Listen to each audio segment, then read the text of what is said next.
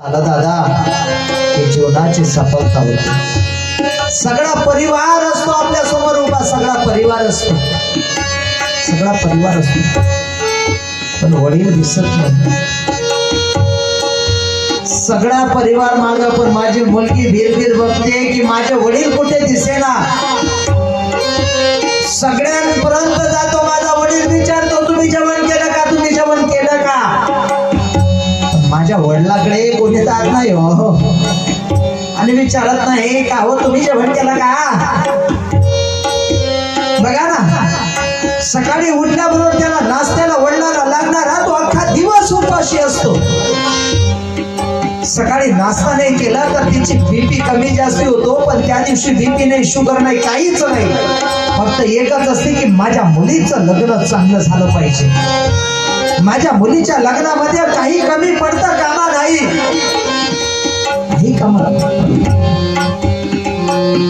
मुलीवरती प्रेम करणारे अनेक लोक बघितले होते. मुलीचं लग्न होतो, मुलगी जाते त्यावेळेस परतू माघारी पाहते, विनंती करते बाबा तुम्ही काळजी घ्या.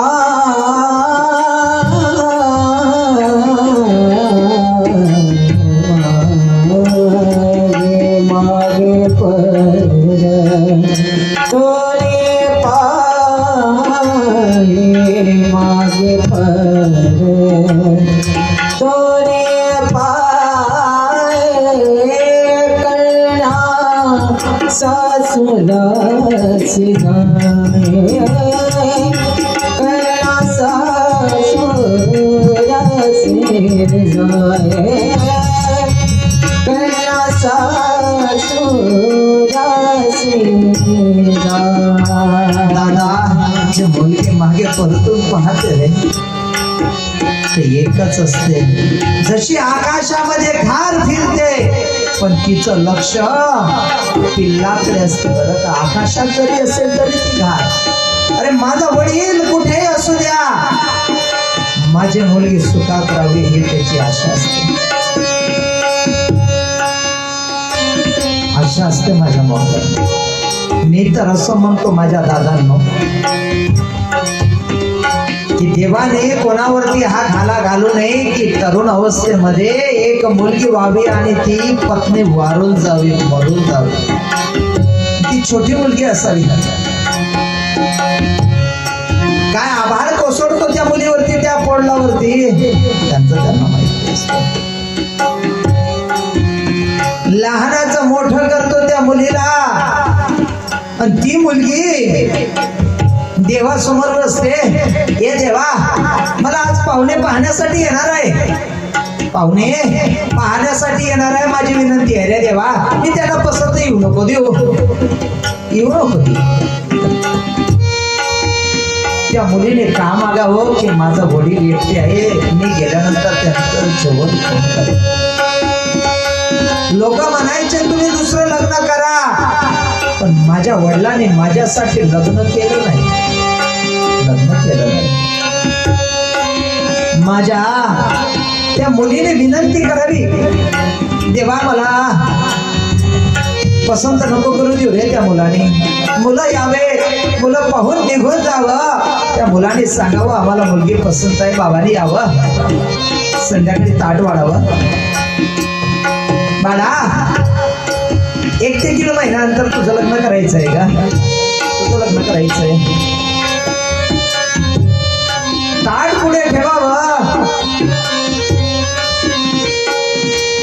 त्या मुलीने उठावं तिथनं, बाबा तुम्ही जेवण करा मी येते.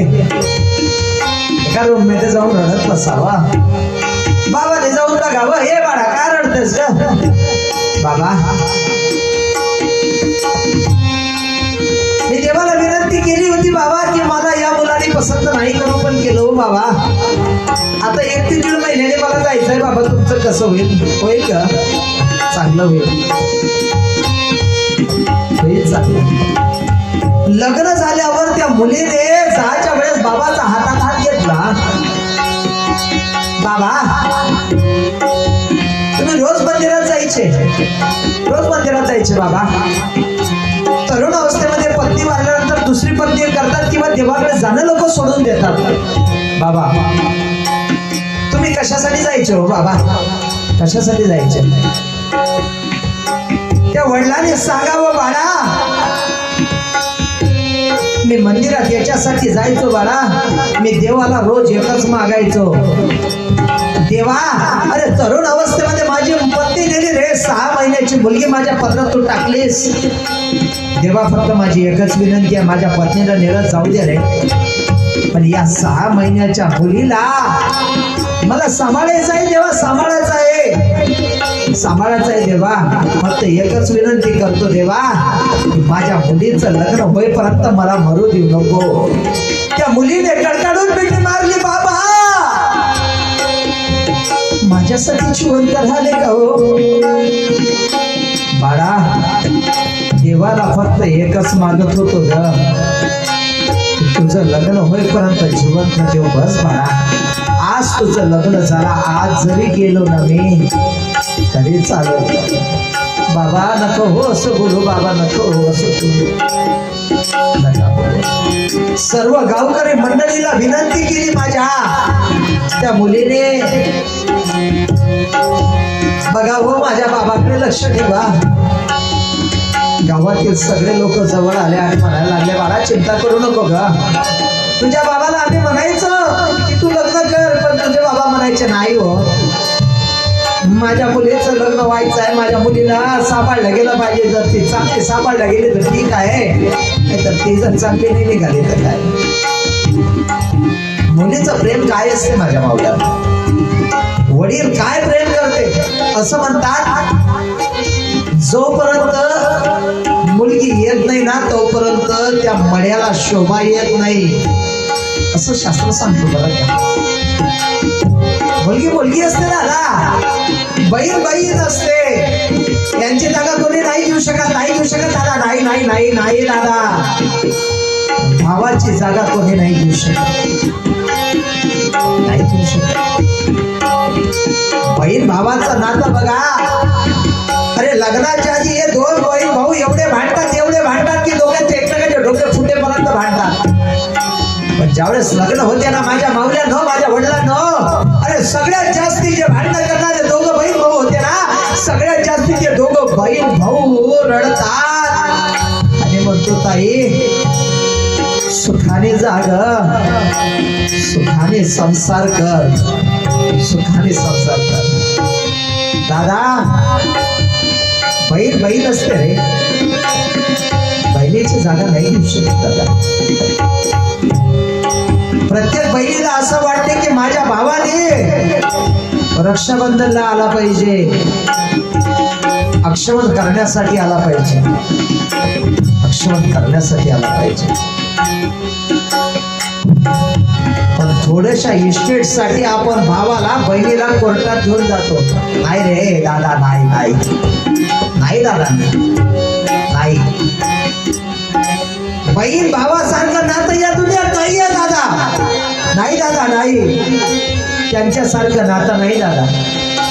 ज्यावेळेस भाऊ आपल्यासाठी रक्षाबंधनला येत नाही ना दादा, ज्यावेळेस आपल्याकडे आपला भाऊ अक्षवांसाठी येत नाही, मुलं विचारतात आई मामा केव्हा येतो ग, आई मामा केव्हा येतो ग, येतात रे बाळा, शेतीचे काम आहे त्याला सुट्ट्या मिळत नाही, ड्युटीवरनं सुट्टी मिळत नाही.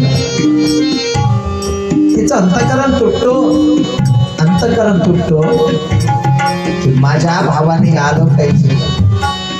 पण आपली बहीण जर घरी घरात दिली असेल ना दादा, आणि आपल्याला देवाने कृपा केली, आपण श्रीमंत असेल दादा, अरे महिन्यातून एकदा फक्त बहिणीला भेट द्याल जा. माझी विनंती आहे माझ्या दादांनो, माझ्या मावल्यांनो, हात जोडतो मी तुम्हाला. तुमच्या भावासोबत किंवा तुमच्या बहिणीसोबत जर पटत नसेल ना, संध्याकाळी कथा झाल्यावर घरी जा आणि फोन लावा आपल्या बहीण किंवा भावाला, म्हणा दादा माझं चुकलं रे, ए ताई माझं चुकलं ग, माझी कथा सफल होईल रे दादा. जर कोणाच्या बहीण भावाचा पटत नसेल तर एकमेकाला फोन लावा रे. अरे जीवाचं सांगता येत नाही दादा, जीव हा केव्हा जाईल आणि केव्हा राहील. अरे पाण्याचा बुरवंड आहे रे हा जीव, म्हणजे पाण्याचा बुरवंड आहे दादा, पाण्याचा बुरवंड आहे, केव्हा जावं लागेल सांगता येत नाही. आपल्या बहिणीला जपा रे, आपल्या भावाला जपा. अरे आम्ही असे बहीण भाऊ बघितले, त्या समृद्धीच्या पैशासाठी भावाला कोर्टात पडलं, बहिणीला कोर्टात पडलं. अरे पैशासाठी नाही ग, ए माझ्या ताई माझ्या दादा नाही रे दादा. अरे त्यांना साथ देण्यासाठी असते दादा, साथ देण्यासाठी असते. माझी ताई म्हणते दादा सांग कोणत्या पत्त्यावरती तुला पत्र पाठवू रे. एवढं काय चुकत असते हो. अरे चुकलंय तरी दादा 5 मिनिटात चुकून माफी देऊन द्यायची रे, असं शास्त्र सांगतो. ज्याचं चुकलं ना त्याला माफ करण्याची ज्याच्यात ताकद आहे ना, त्याने परमार्थही नाही केला तरी चालेल, नाही केला तरी चालेल, नाही केला तरी चालेल. सांभाळा रे बहिणी भावाला, सांभाळा वडिलाला, सांभाळा माझ्या दादांनो. बहिणीला थोड्या थोड्या गोष्टीसाठी सतावू नका रे. ताईला द्यायचं असतो, बहिणीचं घ्यायचं नसतो माझ्या दादांनो, घ्यायचं नसतो. शास्त्र सांगतो गावाचं भावाचं आणि देवाचं जो खातो ना दादा त्याला नाही पुरत, नाही पुरत. आणि जवायचं तर अजिबातच खाऊ नाही खाऊ दादा, उलट जवायांना द्यायचं असतो, द्यायचं असतो. आपल्या मुलीचं जीवन आपण सुखी करून घ्यायचं असतो माझ्या मावल्यांनो. तर महाराज सांगतात की मुलगी जात असताना काय पीडा होते, ती पीडा नाही सांगू शकत हो, शब्दाने नाही सांगू शकत. म्हणून तर शास्त्राने सांगितलं की मागे परतोरी तसे झाले माझा जीवा,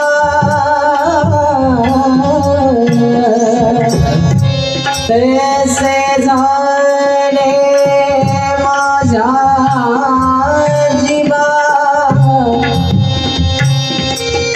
केव्हा भेट केशव, केव्हा भेट केशव, केव्हा भेट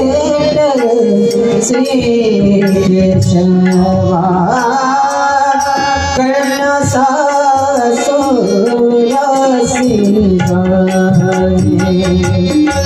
कन्या सासुरसी माग पर तोले पाए, माग पर तोले पाए. कन्या सासुरसी कन्या सासुरसी